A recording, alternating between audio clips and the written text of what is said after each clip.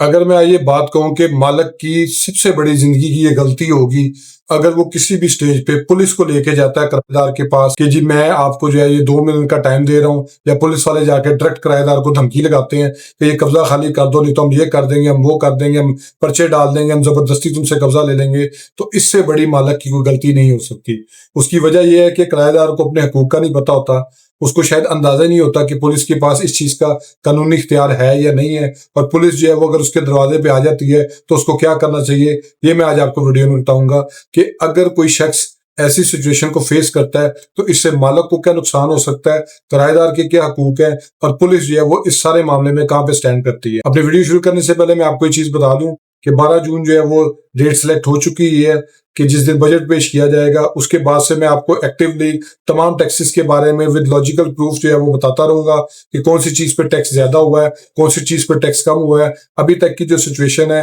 वो यही है कि यही कहा जा रहा है कि स्पेशली जो एक नंबर 1 टैक्स जो है जो कि बैंकिंग ट्रांजेक्शन के विड्रॉल पे है, जो कि अभी 0.6% है, उसको गवर्नमेंट नॉन फाइलर्स के 0.9% करने जा रही है। यानी 1 लाख रुपए की ट्रांजैक्शन के पीछे 900 रुपया टैक्स जो है वो काट लिया जाएगा, और वो नॉन फाइलर्स के लिए होगा, फाइलर्स के लिए किसी किस्म का कोई टैक्स नहीं है। लेकिन इसमें मजीद चीजें भी आएंगी, वो भी मैं आपको बताता रहूंगा। तो अब अपने टॉपिक की तरफ आते हैं कि फर्ज कर लेते हैं कि एक शख्स है, उसने अपनी प्रॉपर्टी को किराए पे दिया, किराएदार वहां पे रह रहा है। तो एक बात इसमें मैं क्लियर कर दूं कि किराएदार का जो स्टेटस है वो कोई कब्जे का स्टेटस नहीं है। उसने लिख पढ़ के सिक्योरिटी के अगेंस्ट एक सर्टन रेंट के अगेंस्ट जो है वो मालिक से प्रॉपर्टी किराए पे ली हुई है, और वो मालिक की इजाजत से बैठा हुआ है, वो कोई गैर कानूनी कब्जा नहीं है।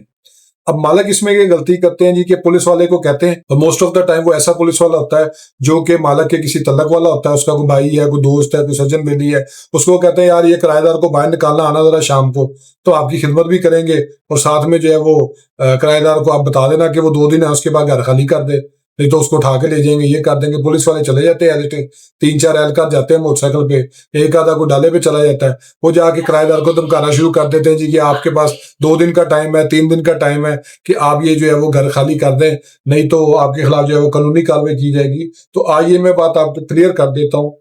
पुलिस के पास किसी भी हवाले से, किसी भी तरह से किराएदार के दरवाजे पे जाने का ये हक ही हासिल नहीं है कानूनी तौर पे। उनकी ये ड्यूटी में भी शामिल नहीं है कि वो किसी किराएदार का दरवाजा खटखटा के जी कि आपके पास 2 दिन है या 3 दिन है, या वो सामान को लेके जाने की कोशिश करें कि जी हम ऐसे कर देंगे, हम वैसे कर देंगे। पर अगर मालिक पुलिस वाले को लेके साथ उसके घर चला जाता है किराएदार के, और वो उसके किराएदार के घर में दाखिल हो जाता है और उधर जाके कोई बदतमीजी करता है, तो किराएदार के पास सिर्फ एक ही ऑप्शन है, वो उसी टाइम पे 15 पे कॉल चलाए। जो पुलिस वाले वहां पे मौजूद है उनकी बेल्ट का नंबर नोट करे, उनका नाम नोट करे, उनका डेजिग्नेशन नोट करे कि वो एएसआई है, सब इंस्पेक्टर है, कांस्टेबल है, हेड कांस्टेबल है, वो टीएसआई है, कोई भी है, उनके बारे में वो 15 के ऊपर कॉल में इतला दे दे कि मैं यहाँ पे किराएदार हूँ। ये शख्स जो इस वर्दी में मलबूस है वो पुलिस के रूप में है या वो मालिक के साथ जो है वो आए हैं, उनका नाम लेके एक 15 पे सिर्फ कॉल चला देता है कि ये लोग मेरे घर में जबरदस्ती दाखिल हुए हैं, बगैर वारंट के दाखिल हुए हैं,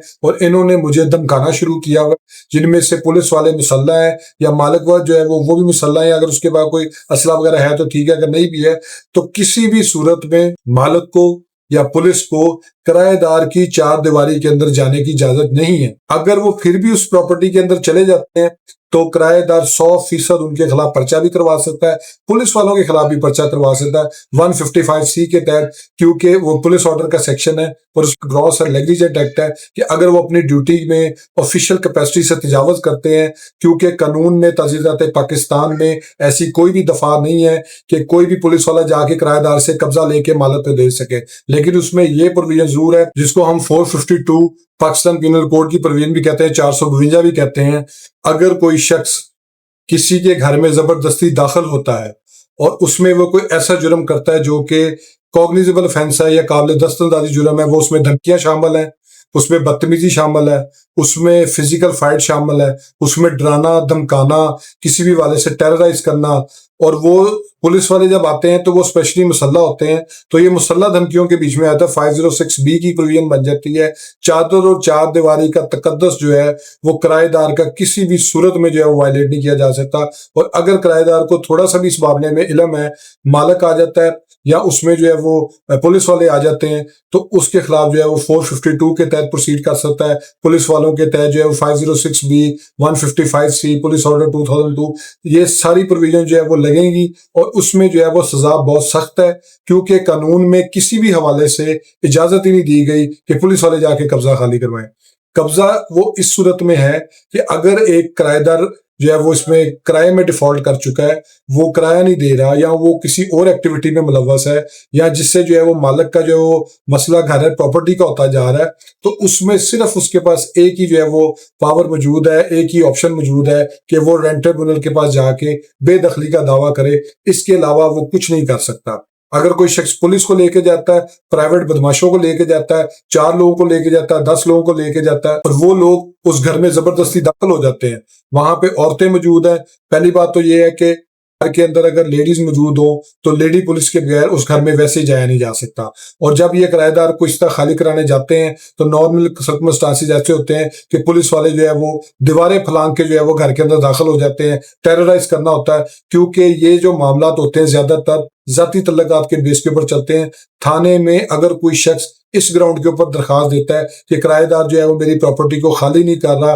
किराएदार जो है वो मेरी प्रॉपर्टी पे कब्जा करके बैठ गया है, किराएदार जो है वो मुझे महीने का किराया नहीं दे रहा, किराएदार जो है मेरी प्रॉपर्टी को जो है वो तबाह कर रहा है, नुकसान पहुंचा रहा है, किराएदार जो है वो किसी और शख्स को किराए पे देने के चक्कर में है, या किराएदार जो है वो उन तमाम एग्रीमेंट की जो किराएनामे की मद में लिखा गया था, किराएनामे के अंदर जो कंडीशंस दर्ज हैं उसकी वायलेशन कर रहा है, तो उसमें एक बात 101% क्लियर है कि पुलिस उसकी कोई FIR दर्ज नहीं करती। और अगर कोई शख्स ये शौक पूरा करना चाहता है वो थाने में दरखास्त दे के देख ले, पुलिस वाले उसको रेंट ट्रिब्यूनल का मैटर लिख के, जिस तरह प्रॉपर्टी के मामला में वो लिख देते हैं कि जी दीवानी नेचर का मसला है, इसमें वो रेंट दीवानी का लिख के उसी टाइम पे वो दरखास्त को खारिज कर देते हैं। हाँ, अगर किराएदार उस किराए की प्रॉपर्टी पर रहते हुए कोई जुर्म का इर्तिकाब कर बैठता है जिससे मालिक के राइट्स अफेक्ट होते हैं, मिसाल के तौर पे वो उसके घर में दाखिल होने की कोशिश करता है मालिक के, या उसमें जो है वो कोई ऐसा जुर्म कर रहा है जो कि लोगों के इल्म में नहीं है, मिसाल तौर पर वो कोई चोर डकैत किस्म के लोग हैं, क्रिमिनल किस्म के लोग हैं,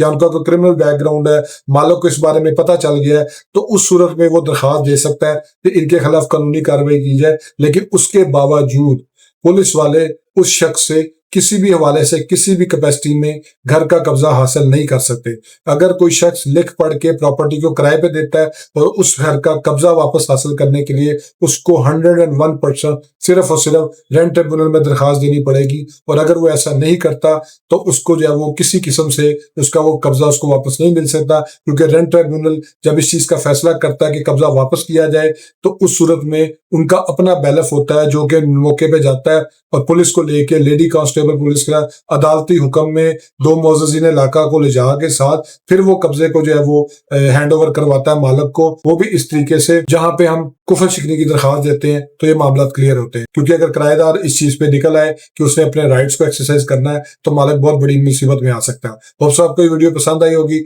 मेरे फेसबुक पेज को लाइक करें, यूट्यूब चैनल को सब्सक्राइब करें ताकि लीगल टॉपिक्स पे इसी तरह एडवाइस मैं आपसे शेयर करता रहूं। Thank you for watching.